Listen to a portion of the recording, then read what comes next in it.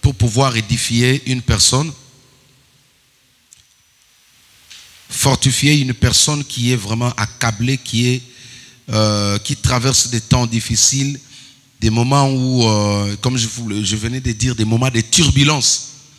Je voudrais qu'au travers de ce message, vous puissiez retrouver l'assurance dans votre vie chrétienne et que vous compreniez qu'avec Jésus-Christ, nous sommes appelés à vaincre.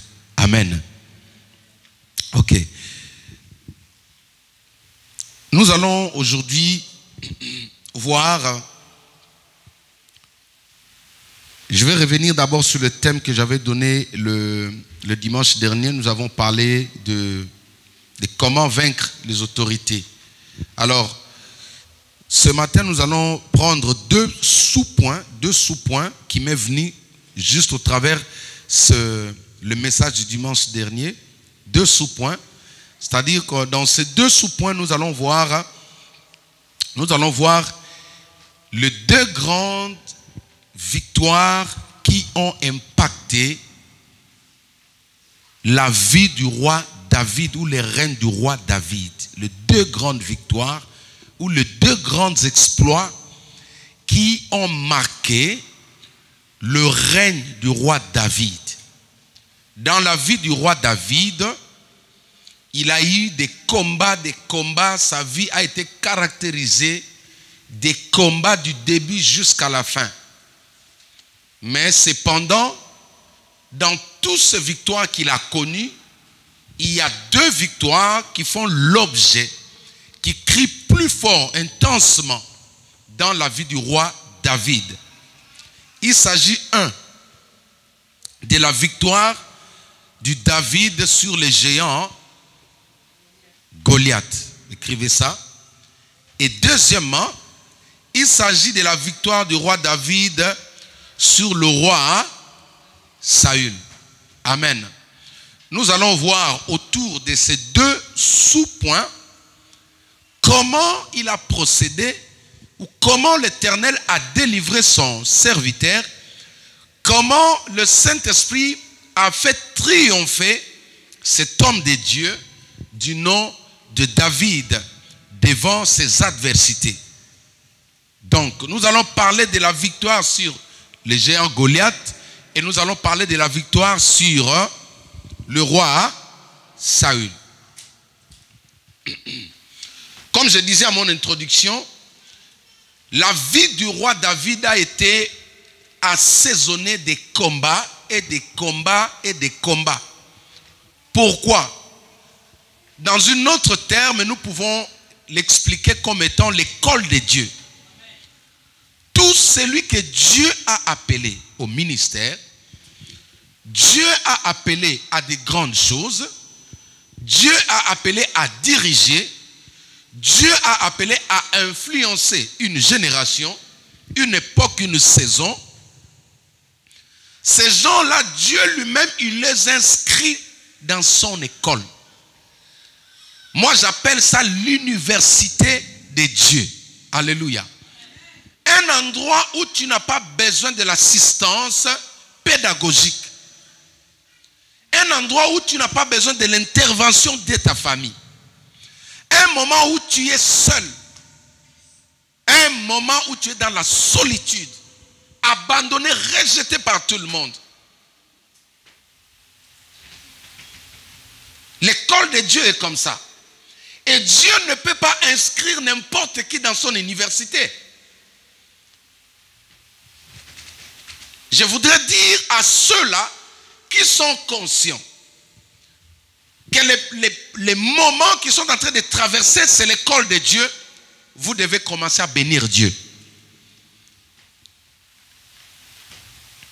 Ne sortez pas de mauvaises paroles, n'attristez pas le Saint-Esprit, mais au contraire, bénissez l'Éternel parce qu'un parent qui aime son fils, qui aime sa fille, ici en France, il va l'inscrire où? À Sorbonne. Alléluia. Ceux qui sont en train de rire, ils savent pourquoi ils rient. Alléluia. C'est-à-dire quand on vous amène là-bas, ça prouve que tes parents ont vraiment le souci que tu deviens un chacun dans l'avenir. Est-ce qu'on peut dire amen? Il y a des universités où quand on vous inscrit, avant même de finir les études, tu as déjà l'image de ce que tu seras demain. C'est-à-dire le fait d'être inscrit à Sorbonne, tu peux déjà avoir la projection de ton futur. Tu peux avoir des images de ce que tu seras demain. Parce que quelqu'un qui étudie là-bas, ils ont des places qui ont été déjà préparées pour eux. Un diplômé de Sorbonne avec un diplômé de Unikin chez moi à Kinshasa. Bon, alléluia. Je ferme cette parenthèse. Est-ce qu'on peut acclamer les seigneurs? Donc, comprenez déjà qu'on ne fait pas le poids. Vous ne faites pas le poids. Pourquoi? Parce que Sorbonne aujourd'hui en France, elle est parmi les universités les mieux réputées du monde. C'est ainsi que Dieu, lui aussi, a les universités où il inscrit spécialement une catégorie des enfants bien précise. C'est-à-dire, on peut tous être enfants de Dieu. On peut tous être dans le Seigneur. On peut tous être serviteurs de Dieu. Mais l'université de Dieu, il l'a préparée pour une catégorie. Cela ne dit pas que Dieu est injuste. Cela ne dit pas que notre Dieu n'aime pas les autres. Non. Parce que Dieu, il voit ce qu'il a mis en toi. C'est par rapport à ton appel. C'est par rapport au potentiel. C'est par rapport aux richesses qu'il a téléchargées dans ta vie. Quelqu'un peut dire avec moi amen. J'avais parlé avec la jeunesse en ce qui concerne le cycle de l'orientation. Dieu aussi est comme ça. Dieu, il sait ce qu'il a mis en vous. Et il est là pour vous donner une direction divine. Il est là pour vous orienter. Dieu vous dit, va à gauche, vous devez aller à gauche. Parce que par son amour, il oriente aussi ses enfants. Quand vous êtes devant le choix, vous n'arrivez pas à choisir. Et que vous priez, vous demandez le Saint-Esprit, il viendra pour vous orienter. C'est ainsi que le roi David, vu le potentiel que Dieu avait déposé en lui, Dieu a jugé bon de lui envoyer à Sorbonne. Dis avec moi Sorbonne. Il est parti étudier là où n'importe qui ne peut pas étudier. Pourquoi? Parce que seulement il a été appelé aux grandes choses. J'aimerais dire à une personne, aujourd'hui tu es écrasé, aujourd'hui tu es dénigré, aujourd'hui les gens ne font pas mention de toi. Aujourd'hui on tire sur toi. Aujourd'hui tu as l'air de croire que non, tu es l'homme ou la femme la plus malheureuse du monde. Mais laisse-moi te dire, parfois, c'est Dieu qui t'a inscrit à cette université-là. Et c'est bientôt que tu sauras le pourquoi d'étudier à Sorbonne. C'est bientôt que tu sauras le pourquoi d'entrer dans l'université de Dieu. Là où il n'y a aucun professeur. Là où le professeur par excellence, c'est lui-même Dieu. C'est le Saint-Esprit. Est-ce que tu peux acclamer le Seigneur?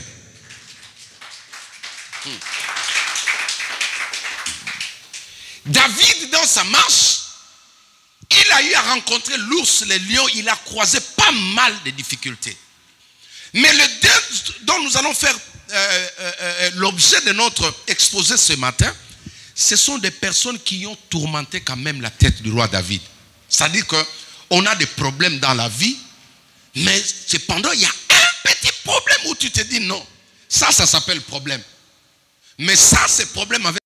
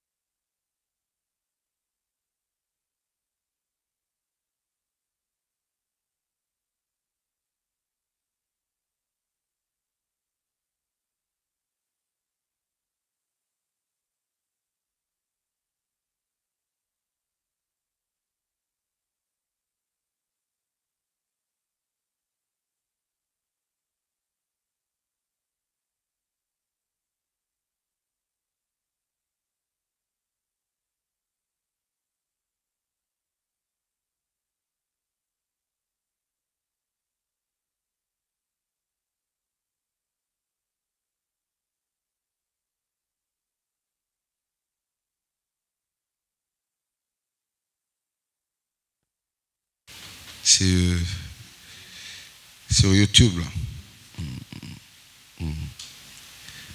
Alléluia. Ok. Waouh. Allô? Nous étions dans quel verset? Verset 20? Non. 25, voilà. Alors, chacun disait, avez-vous vu s'avancer cet homme?